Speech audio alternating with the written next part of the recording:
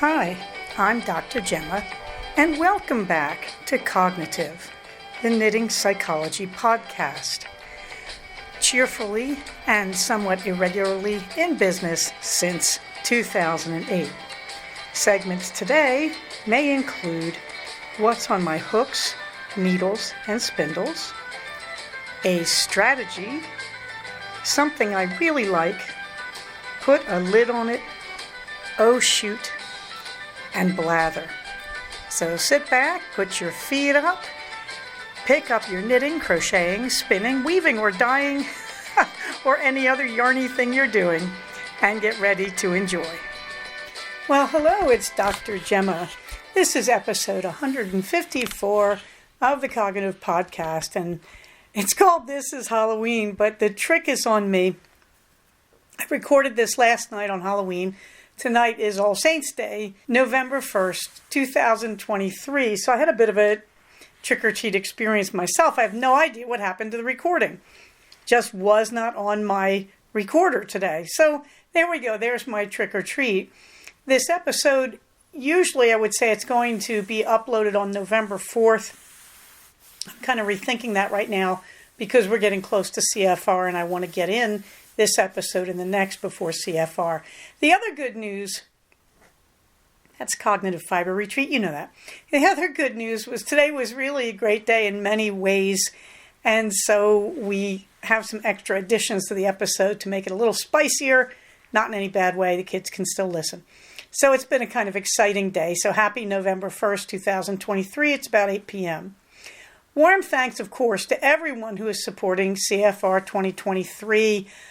Yes, the goodie bag stuff continues to come in. I didn't realize quite how many people I asked for things. I'm still waiting for a few more packages.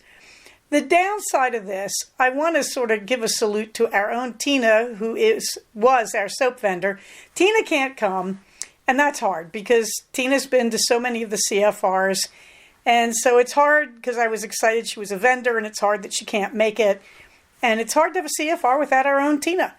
So I'm going to miss you, and I'm sorry that takes us down one vendor, but we're doing okay. The others are confirmed and asking questions about how they will unload their stuff and all that good stuff.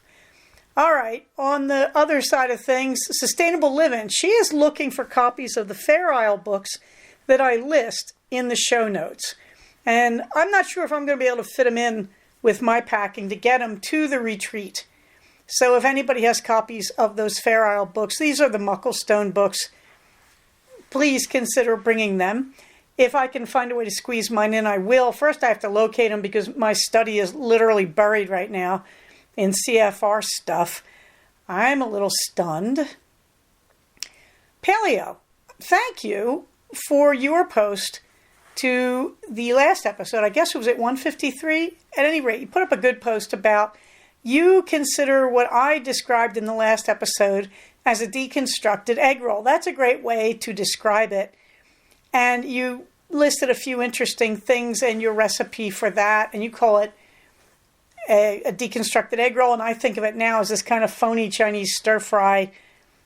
I don't know. These things, the great thing about recipes, they get handed on, so I don't want to insult anybody by mistakenly attributing it to any culture or some false recipe, but Paleo put in some good add-ons, and her post is in the show notes over on cognitivepodcast.blogspot.com, which reminds me to say, if you would like to leave a note, you can either leave it at cognitivepodcast, all one word, .blogspot.com, or you can leave it in the show notes attached to Ravelry, our group on Ravelry. I post the show notes there.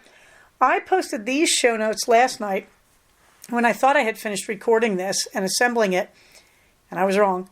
And so I have updated the show notes again. So you might want to look again because I added a few things today because I could, which leads me also to add in, thank you, Amber W., for the wonderful, wonderful gift of teas.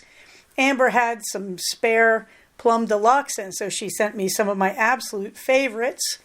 But she also sent spicy caramel apple, which I can't wait to try. If I have tried it in the past and forgotten, I beg your pardon, because normally I wouldn't buy something with caramel in the title, but I love caramel. I worry about it because of my diabetes, but guys, this is a tea. It's not like I'm eating caramel here. So I'm kind of excited to try this one. Amber, thank you very much. It was a very generous gift, and I deeply, deeply appreciate it. And thanks, as always, to all the vendors from Etsy who are sending stuff. I'm a little overwhelmed, or I would be saying their names, but I'm also trying not to ruin the surprise of the goodie bags. Also, I am working on as many details as I can get for the vendors. I've got one vendor who is worried that she's going to need 3 hours to set up. That sounds like pretty amazing to me. So we may be doing a bit of time adjustment. I really don't think I'm going to be able to say they can set up from 9 to noon before we can let our people in. I think there was a moment where I'm worrying about the attendees feeling like they're not getting the time to do everything. So yes, the schedule's still a little bit open to discussion, but I am thinking that maybe the best way to do this is 9 to 10 is we meet at the pool. Assuming the weather is good, it is supposed to be good. I will get there. But we will meet 9 to 10 at the pool. We will do the go around the circle, everybody introduce themselves, do the raffles, and then I think we're going to let Jasmine do her steaking class from 10 to 11. And at 11, I'm going to see where the vendors are. And hopefully we'll open the vending right then. Yeah, I'm supposed to do a mindfulness class. Someone had requested it, and I'd love to do it. But I'm not going to worry about that. Let's see if we get the vendors going at 11. Maybe we can do the mindfulness thing 11:30 or 12. I don't want to rush this. We're going to be okay. 2-hour lunch. And then after lunch, let's see. Somebody has offered to set up a sort of general advice table. That might be a really good idea. I don't want to stick her alone with manning it. That's one way to do it. Maybe that would be a way to center on anybody who has a skill they're willing to teach. So I know we've got Steffi Jo with the steaking and such, that we could set up that table. Let me see if I can make that happen, like get a table to do that. And again, I need to see how the event room is being handled by the vendors. I don't want to crowd the vendors. I want to give them the event room. That's what we're here for, guys. And it's a big room, so we should have room to do meetings and such. If you've been to a CFR, you will remember that what usually happened was the vendors were around the outside edge of the room. And vendors have done things like invaded hallways and stuff. If the hotel lets us, I'm good. And you need to see the setup. This is all on ground floor level, by the way. That I think the most you have to contend with is a step from the parking lot up to the front of the hotel, if I remember correctly, onto the pavement. That we're doing this on the ground floor. So there shouldn't be anything too hard about this. It's not a big hotel by any means. It's in an industrial park. We're on a Saturday. So I don't think too many cars will be parked there. So this should all be manageable is what I'm saying. Please, let's not get, as the British would say, our knickers in a twist. I am going to try to give them a call. I couldn't get them today. But I want to see if I can call during the daytime hours and see if I can get any information on unloading. But right now, I don't think it's just a big crisis. I think you can go in the front door. I'm not worrying about that. This isn't Stitches. That's what I'm trying to say. This isn't Lambtown. This isn't Stitches. We don't have a herd of desperate vendors who are on strict timelines. We're a little more relaxed than that, okay? So we're just going to work with this. And guys, it's my first time in the space too, outside of originally seeing it. Let's just take our time and relax on this, okay? Please, and we may have to swing a little bit. We may be making things up as we go along on Saturday morning, but we don't have a lot to do. So, everybody just take a deep breath. We're going to make this work. And I count on the vendors to cooperate with each other, as they always have, and to make this work. If you need the link to our information, there's a lot of discussion over there right now. So the link is in the show notes. It says Cognitive Fiber Retreat 2023, all info is right here. And here is the link. It'll take you to the info thread on Ravelry. If you're going to CFR, I would really suggest you read that thread. I think you should go look and see all the information there because a lot of people are volunteering things. In the meantime, Steffi Jo has offered to do bear kits. And the idea is she's measuring out yarn to make bears. And I just have a note to put Ziploc bags in my collection in case she needs more bags for her kits. And selling them for $3, and the $3 will go to Mother Bear. So that's a pretty nice arrangement. I don't know how many people are bringing bears. Remember, if you bring a bear that is completed, you get an extra raffle ticket. Happy to do it. At this point, I don't see us mailing the bears from CFR. I think you're going to take it home and mail it yourself. But I'm open to seeing what happens with these bear kits. I think it's a wonderful idea of Steffi Jo's. And it's very, very generous. Meanwhile, we still have 4 yarn vendors. They have not changed. Well, we've got 3 yarn vendors, Lisa Souza, Oink, and Laser Sheep in no particular order. Alpenglow, I believe, is bringing equipment and tools. So this is pretty exciting. Very, very nice to go. Of course, Good Stuff will be delivering the Sea Glass colorway from Dizzy Blondes. I know that SAFF just happened. And so I know that, I believe Laser Sheep and Oink may have been there. At any rate, so yeah, if we have any show-specific colorways from Oink and Laser Sheep, I hope you ladies will let me know. I'd love to feature pictures. If you just show up with them, I'm just as happy, believe me. Okay, Brenda Castile, Good Stuff. She has also put a coupon up on her Ravelry store for discounts on her patterns and for goodies and all that. There is the link in the show notes. It says, here is the link, and it is the link. And it will take you to the info thread again to her post so you can see the information. Okay, more news. The mini skeins, no size limit. So I pulled out all my mini skeins 2 nights ago and I weighed them all and said, good Lord, that's huge and it's only 18 grams. Uh-oh. And I looked at my mini skeins and I thought, but what if somebody really wanted that little one? And I thought, well, of course I'd trade it. And someone wrote me a really good message, and I'm sorry, I think it's Tiny Shiny Things, but I could be wrong. Was it TST? Anyway, someone wrote a note and said, well, look, I don't have 25 grams. I've got this one that's 20 grams. Could I throw one that's 5 grams in with it? And that's where I began to think, maybe I'm making a mistake here. So what I'm going to say about the mini skein swap, there is no size limit, play fair. It is caveat emptor, buyer beware. You just work out your own trades. Remember, we are CFR. We are the retreat of love and peace and good feelings and happy vibes. We're not arguing. We're not fighting. If you don't think you're getting a fair trade, you don't trade. Wow. I know. Don't worry about it. We're going to have fun, folks. That's the goal here, okay? So, no, I don't want to make a lot of rules around the mini schemes. Also, if I can find it, because my husband took it back, I'm going to try to bring my scale because I thought maybe that will help people weigh stuff and make some decisions. But please, just play nice. We've done mini skein swaps at least 2 of the previous years, and we did just fine with it. Meanwhile, you can still find patterns. I have links in 2 different places, one for knitted patterns on mini skeins, the other for crocheted.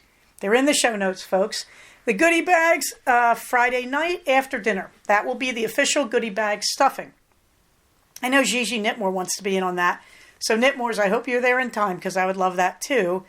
In the meantime, though, if you want to stuff goodie bags, that's great.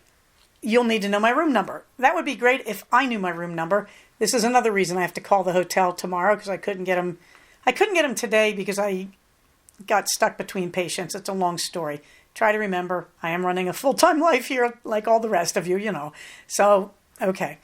And so I need to call them. But I will try to give you my room number when I get it. Hopefully they're going to give me a suite. You guys are paying for my room, but they owe me a suite upgrade just from points from previous stays at other hotels in the chain. So I'm hoping there's a suite and they'll upgrade me to it. I'm not sure that's real. I had also written to them and said, could you please try to group us together on the same floors? This isn't a big hotel. I can't imagine that we're going to be too far apart anyway. And also they want to negotiate a deal that would resemble the one we had back in the good old days at the La Quinta in Tehachapi. In other words, they may be willing to discount our event room price. I need to write back and talk to them. Well, actually, I need to call the guy involved about it. So things look pretty good here. The hotel really wants to work with us. I think in the beginning when we negotiated the contract, and yes, there is a signed contract, so I just owe them right now. I mean, in other words, I have to pay the deal I agreed to. But if they're willing to negotiate that, that's wonderful, because I think when we got the contract arranged, their PR people were like, knitting retreat? Who does that? What do you want? You know, they're young guys, literally guys, not as far as I can tell anyway. And so I don't think they thought they could sell hotel rooms for something like this. Surprise, surprise, surprise. So they may be trying to get us to come back next year, which I think would be a dandy idea. And again, every year we do this, the more we know, the better it works. And, you know, we will see about which vendors want to come back. And that means on Sunday morning, I'm going to need feedback about the date for next year. I don't think I'm going to be keeping it on this weekend, but I'm dodging around other events, including Rhinebeck. So we have to see. And, you know, it would be easy to say, look, Rhinebeck's in New York State. Let's just do this here. But, you know, I want to salute the kindly people at the various knit stores who do Rhinebeck West. So, you know, I want to think about this because I don't want to tread on the toes of other people like the knitting stores that do those events. All right, so we need to think about that. The Steeking class seems to be on at 11 a.m. Am I saying that right? 10 a.m., sorry. The Steeking class seems to be on at 10 a.m. But again, we may have to move with the vendors on this. Let's see how that goes. The meditation class, it will be afterwards. I doubt it's going to be an hour. It's really more just what you need to know about mindfulness and meditation. And, you know, probably a brief, let's try this so you can see what it feels like kind of experience. The skills tutoring groups, I think, is going to happen after lunch. Maybe we'll set up a table where people can just come up and offer skills. The yarn exchange, I'm going to try to get a table for that. That will be ongoing. Just bring your yarn, broker it as you will. Stay at the table and see if somebody approaches you. Just put your stuff on the table and walk away, whatever you want. And again, Mother Bear, we have Steffi Joe is interested in setting up Mother Bear kits for $3, something really nominal that could be sold. And then we could be having a Mother Bear knit and crochet along. The other knit and crochet along, really a crochet along, is for the Abba's sock yarn cowl. I actually give the pattern in the show notes under finished object. You'll see the pattern underneath the picture of the finished object. The Abba's sock yarn cowl is extremely simple. And that's why I love it, because I wanted something just like this to bring with me to the retreat, which means, you know, when we're doing mini skein swaps, you can take a mini skein from someone else that they offer to you, obviously. Don't steal it. And you can just do a row on this cowl. And then you can trade it again, and someone else can do a row on their cowl. I mean, we could have this sort of endless chain of everybody passing around the mini skeins. Why am I so confident about this? Here's what the cowl is. It is basically, the pattern is one single crochet, one chain. And you just keep repeating that. And of course, on the next row, you know, every other row, you're crocheting into the chain spaces, and your chain will be over the crochet stitch in the row below it. This could not be easier. So the basic pattern, though, is fun because you change colors every row, and you think, oh, well, that's too many ends. No, you just, come on, just weave them in as you crochet. You all know how to cover your ends in crochet, and if you don't, there's a skill I'll be happy to teach you.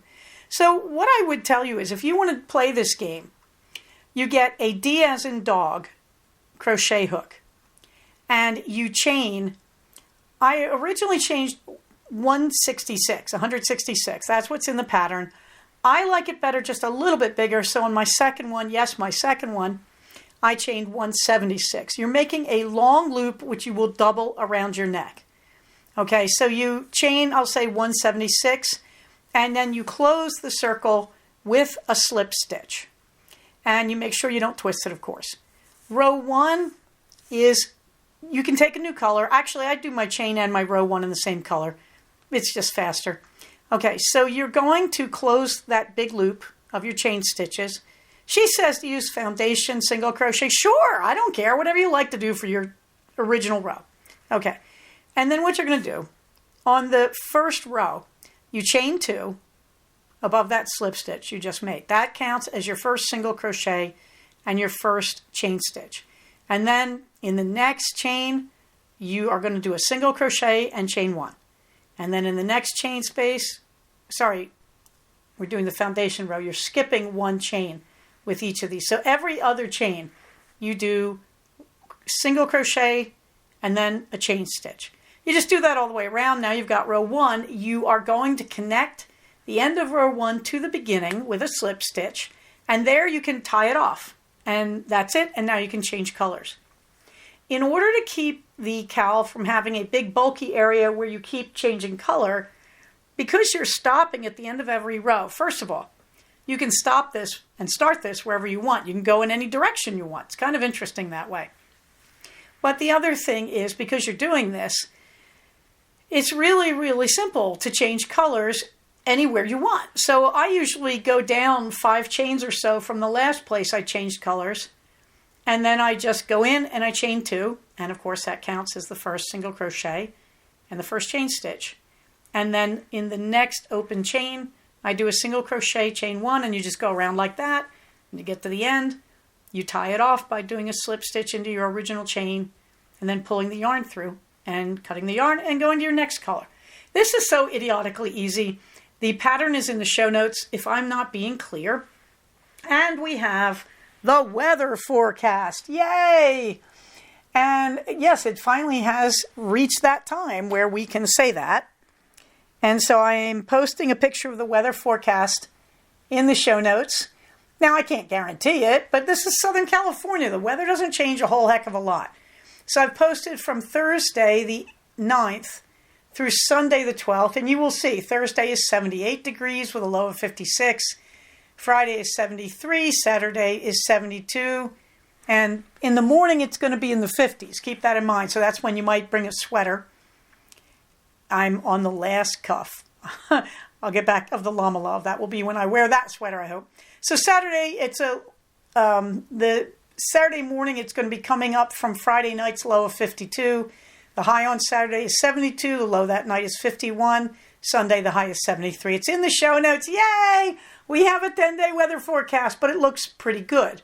Okay, what's on my hooks and needles? First, as you can see, I did the Abbas sock yarn cowl. And you can see my little D hook shoved through a little mini skein that I may have used up by the time I get to November 11th. Okay, now, I thought what I'll do is I'll do the first 2 rows. Do the chain and then do the first 2 rows. And then bring it to CFR 23. Why would I even do that? Because it's fast. You just get it done with when there's no pressure. So anyway, I thought I would do that, and I ended up completing one. I might add more rows to it, but you can see a picture of me wearing it doubled around my neck with a goofy smile because I'm so pleased. This is a 1-day project. I was doing this in between seeing patients on I think Thursday or Friday, and it worked out great. I was watching Korean dramas on Netflix when I finished it. This is a lot of fun. It's not blocked, so it's not as even looking as you might want it to be. I've actually been wearing it every day since. The mornings are cool here, and it's been really, really nice. So this is Abbas sock yarn cowl, and this is a game you can play, before we begin the retreat if you're coming. Chain 176 or 166, whatever you want, or do a foundation single crochet, however you like to start your crochet, and tie it into a circle, and then do row 1. And after that, row 2 is idiotically easy. So just bring that with you because it's not going to unravel because you tie off each row. So just bring your first 2 rows with you and bring a D-hook, and you can work with all the mini skeins that people hand you. I'm now totally into mini skein junk mode. I love them. I love scrappy socks, so I always love mini skeins anyway. So underneath the pictures there, you will see the pattern description, which is probably a lot more coherent than what I just did. In progress, the Stash Toss 2023, 15 skeins in versus 59 out. I'm about to raise that second number because I'm just about finished the Llama Love sweater. Very, very happy with it. I did have to go to red for the cuffs, but I did a really nice color work transition going down the sleeves, and I'm really, really pleased with it. Hopefully, it's actually, I can't honestly say I'm done it as I record this, so hopefully there will be a picture of it in episode 155 next week. I think my only real finished object as I record this, honestly, would be the Abbas sock yarn cowl. But anyway, so I have started the second one, the second cowl, and I've got more than 2 rows on it, but I'm thinking I will bring it and basically see if I can scrounge up mini skeins from everybody and just do a row in all these random mini skeins. And then, of course, as I just said, the Llama Love sweater, it's on its last cuff. I'm literally 20 rows of ribbing, one by one ribbing, from finishing this. I did spend some time this week tying off ends. To say I'm happy with it is an understatement. This Superstition sweater, same designer, Megan Regan. I am well into the body. In fact, I'm on the ribbing at the bottom of the body. And then I will move on to the sleeves. So I won't have that finished, I don't think, by the 11th. I don't think I've got enough time to do that and get everything else done. I may have it with me. But anyway, there you go. There are the books that I've used. The 2 Mucklestone books, Alice Starmore's Book of Fair Isle Knitting.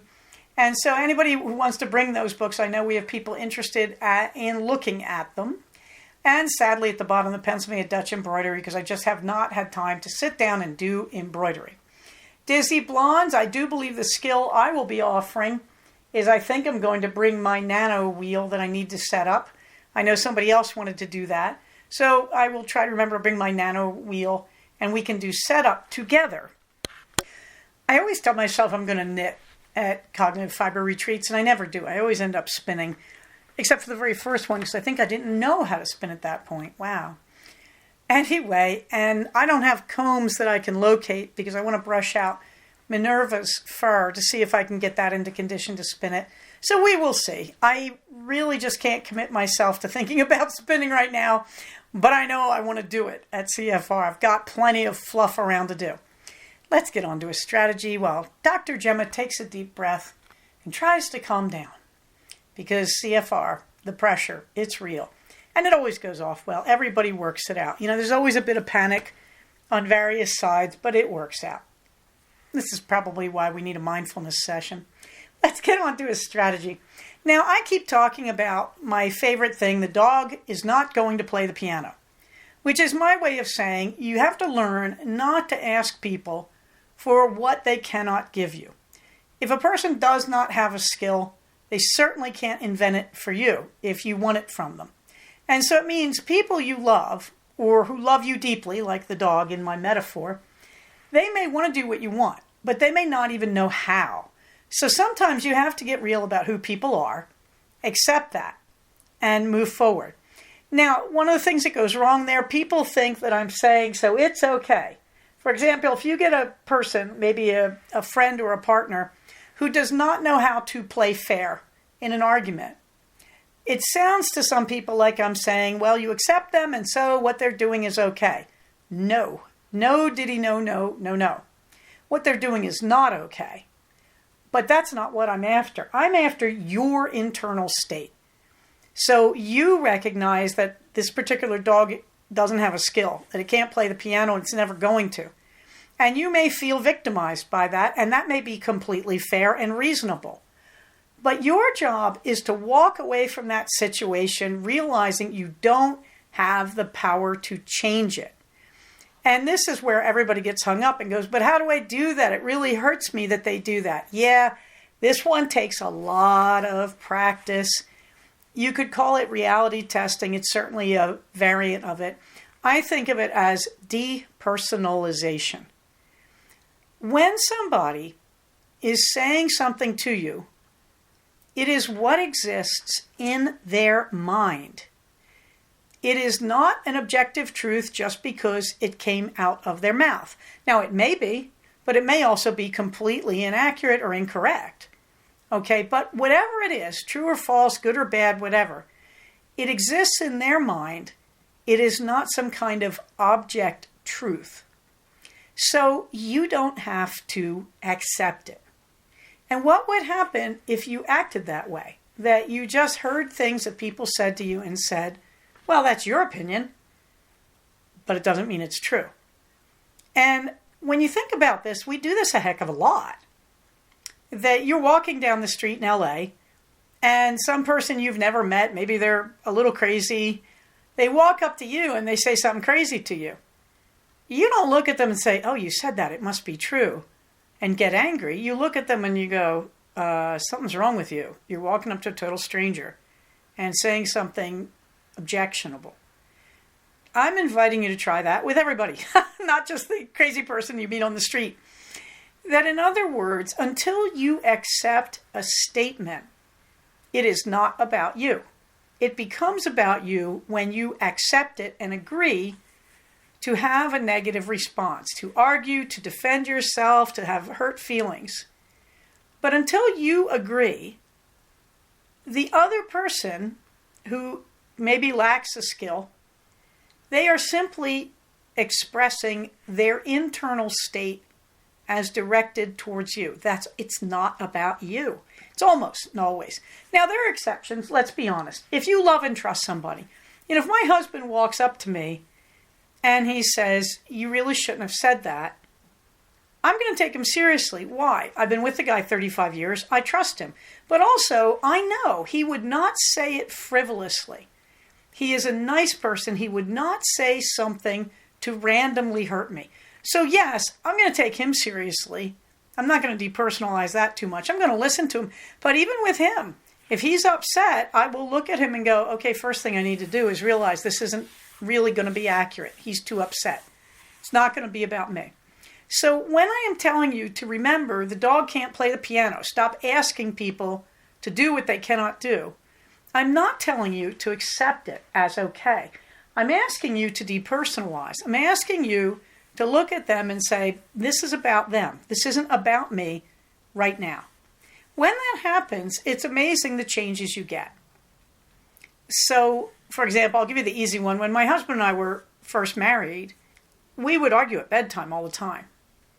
And finally, one night, he said to me, I am not going to argue with you. It is late, we are both tired, and we're not solving anything. He was right. Now, he got it wrong after that. He sort of turned his back on me. He was insulting. Instead of saying, we need to talk about this in the morning, he just was insulting. Okay, well, we were learning. All right. And obviously, we fixed it. Like, I was furiously angry. I remember the moment. But I also knew he was right. And I also understood this is not the time when we're both tired to solve anything. Now, that's what you get when you depersonalize. He did not say to me, you are wrong.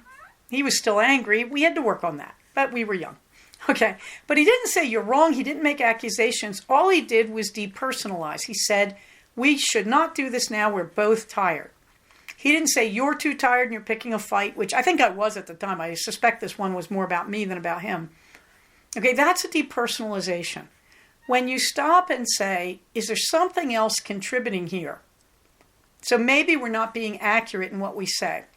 You know the joke, hangry, hungry and angry? That's a depersonalization. My kid comes home from school, he's always hangry. And we've just learned, get him some food.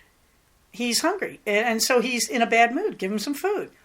So anything that comes out of his mouth, we've learned to say, we're not listening to you. You just need some French fries or something.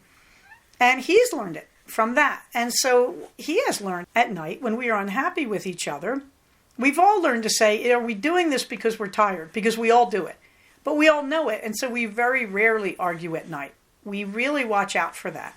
That's depersonalizing. So I want you to think about, what would it be like if someone said something that you find objectionable or unkind? And you say, I don't really accept that. I'm not going to accept that. I don't think that's about me. I think you're just in a bad place right now. Now, you may listen to what they say and store it up. You may be thinking, do I need to consider that? Is there any truth in that? But if you don't personalize it, you're not going to argue with the person. You're not going to get defensive. You might say, I need to think about that. You might say, look, I think you're tired, or I think you're hungry, or just in a bad mood right now. Maybe we should talk about this later. But if it's not about you, if you depersonalize, if you don't take the statement in a personal way, if you just say this reflects where they are right now, you're going to do a lot better. And it's especially effective if you're looking into the face of the other person who is the dog who can't play the piano. That they're doing something wrong because they don't have the skill to do it right. And so when you can step back, take a bigger perspective, and depersonalize, you're going to do better. And so the strategy is that. Can you depersonalize? Can you hear somebody say something in an angry tone or that you expect to be offensive and not take it personally? Instead say, what if that's not about me at all? What if that's just where you are right now, and you're taking it out on me. Okay, by the way, every psychotherapist has to learn to do this.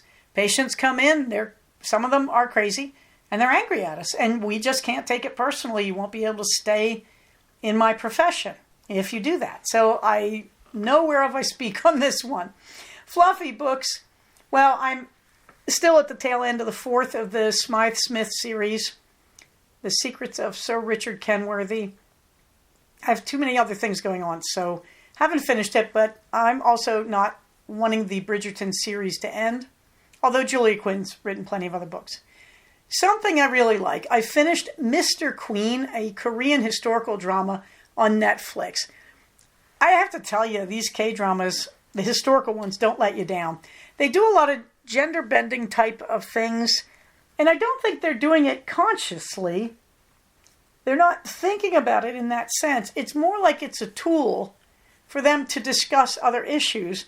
And I kind of love that they do that they're not obsessing about sex and gender so much as they're talking about political issues and corruption and their own history. In the beginning, Mr. Queen looks like it's just going to be bawdy comedy.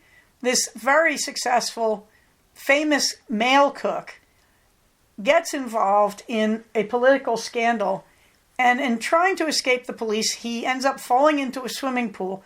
While he's underwater, he meets a beautiful woman who seems to be dressed in historical costume. They clasp hands, and he wakes up in her body 200 years ago. And so you think, oh, it's just going to be jokes about, I'm a man in a woman's body, I'm hot for all the women, the men are hot for me, heavens, heavens, what will I do because I'm straight? And you think, okay, and that'll be bawdy and kind of funny. And a lot of that goes on in the beginning. But eventually you begin to realize there's this political suspense plot unwinding in front of you. And so the central character's job is to figure out what exactly he's fallen into the middle of and what he wants to do about it. And the ending, oh my gosh, the last 7 hours are very suspenseful.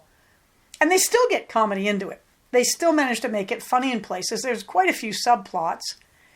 And the ending is extremely satisfying. They really, line by line, tie up all the loose ends. And it's really marvelous. And there's kind of an unexpected ending when the protagonist is back in his own body.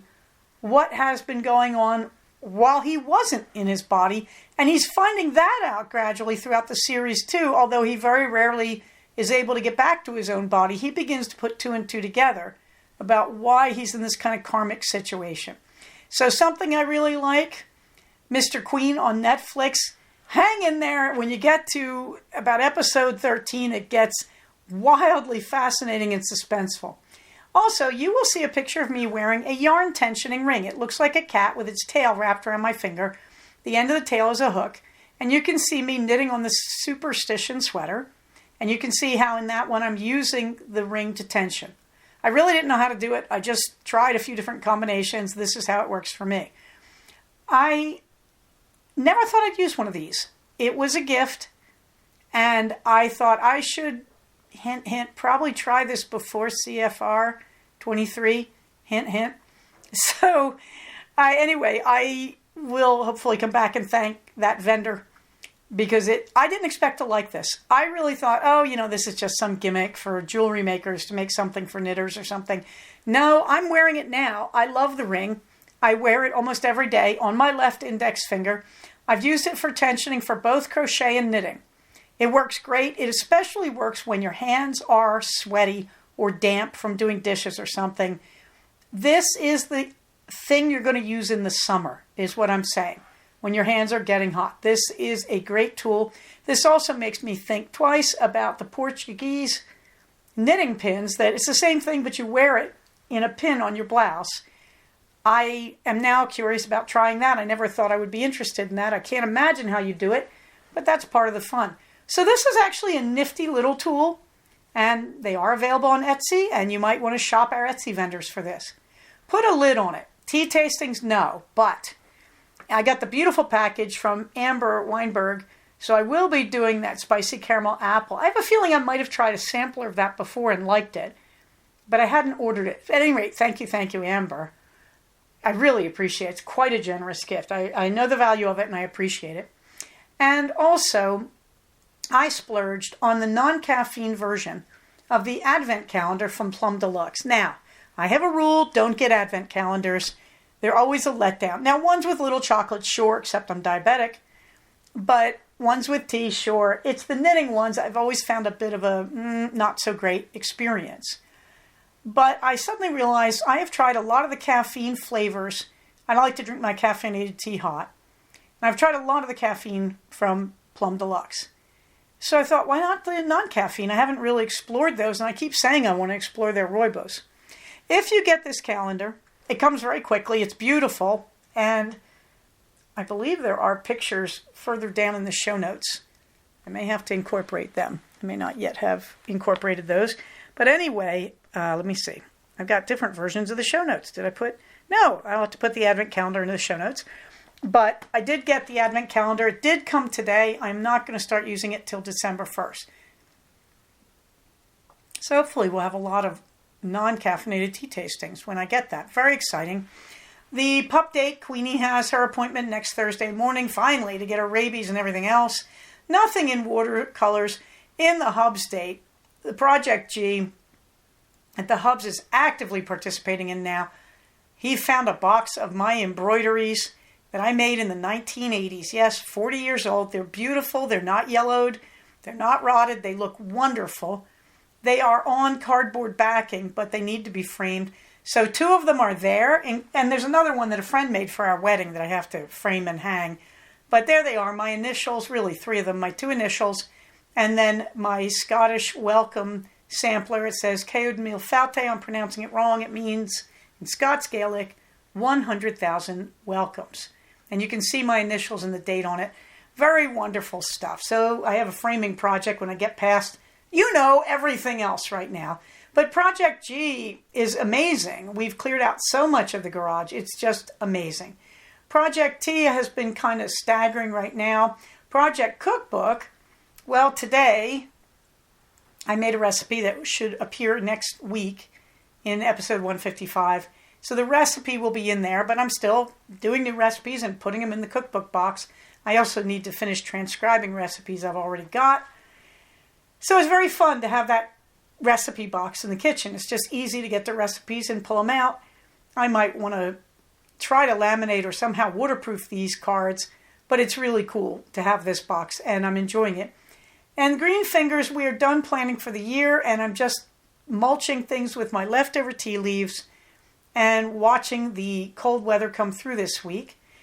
On the calendar, of course, the Cognitive Fiber Retreat, Saturday, November 11th, 2023. Those of you who know, we start really Friday night when people begin to arrive. But if you want to wait till Saturday to come, that's great too. We'll be thrilled to see you. But I will be arriving probably about 6:30-ish Friday night. And I will be looking for people to go to dinner with me. And then after that, I will be stuffing goodie bags in my room. And I will try to find a way to get you that room number. In the meantime, Yarnopoly will be meeting, if you're in the Santa Clarita Valley, they will be meeting on the day after, which is actually Sunday the 12th. They usually meet 1 to 3, I believe, at the Starbucks on Newhall Ranch and Bouquet Canyon. And also, Second Saturday Stitchers are probably going to be meeting on Saturday, November 11th. And we will hopefully meet a few of them at CFR. I have Thanksgiving off, November 23rd to 26th. If anybody wants to get together, I'm available. The Evolution of Psychotherapy Conference, Anaheim, the convention center right next to Disneyland, all walking distance. I plan to take the train down. I expect to be there the 14th through the 17th. Really looking forward to that. Just really, really nice. And of course, I have Romule off. Whence I shall be making another sweater. I'm not sure which one yet, whether it'll be Scraps or the Estrellas. Who knows, really? But I don't care, because I'm really excited to make my Romule sweater again this year. And that will be taking place for me. I have off from the 23rd through January 1st. Nice long break there. Meanwhile, Minerva gets the last word, and she would like you to know, in honor of Halloween and All Saints' Day and All Souls' Day, and Dia de los Muertos too, she'd like to remind you that black cats are good luck. And I'd also like to say, in honor of the veil thinning, I miss my other black cats. So Carla, Smudge, and Fearless, and an honorable mention to our dear old Lucy, who's a Tux but honorable black cat. I miss you terribly. And I hope you can hear me through the world today as I say this. And so you can see Minerva looking into the camera and letting you know that she is just as good as they were. And then there is a short video clip at the end with Minerva and I giving you our Halloween greetings. So go to the show notes and you can click on the clip. It did not come through on Ravelry. So you have to go to cognitivepodcast.blogspot.com if you'd like to see the Halloween greeting. Underneath that, my favorite resources. You know the drill, all the vendors from Etsy and who will be live with us at CFR. They're all there. There are no masking rules right now in this region, so I do not expect masks to be required. We are the retreat of love and happiness, so you do what you want. If you want to wear a mask, you wear a mask. If you don't, you don't. No notifications from the hotel, so as far as I know, they are not required in public places. It's up to you. But there is a rule. If someone chooses some option that is not your option, we do not give them a hard time. This is CFR. We are there to support each other. Remember, you do not know the state of health of every person in the room. Someone could be wearing a mask because they're trying not to give you a head cold. Do not start. We are going to be at peace on this. We're all used to it now, right? Of course we are, and we're all friendly knitters. So I don't mean to sound so dreadful. You know what I'm asking you to do, and I have faith in you. In the meantime, everybody, remember, we are a community. So when we take care of the community, we are taking care of ourselves. When we take care of ourselves, if we're doing it right, we're helping the community. So on that happy note, everybody, stay safe, take care of each other, and I will talk to you soon. Bye-bye. So we have come to the end of another episode of Cognitive. Please do not use this podcast to diagnose yourself. If you think you are having a mental health problem, please contact a licensed mental health professional. Show notes for these episodes can be found at cognitivepodcast, all one word, .blogspot.com. Episodes can be found at iTunes under the name Cognitive Podcast, but also can be found posted next to the show notes on the Blogspot page. Thank you so much for listening. Everybody, stay safe, take care of each other, and I'll talk to you soon. Bye-bye.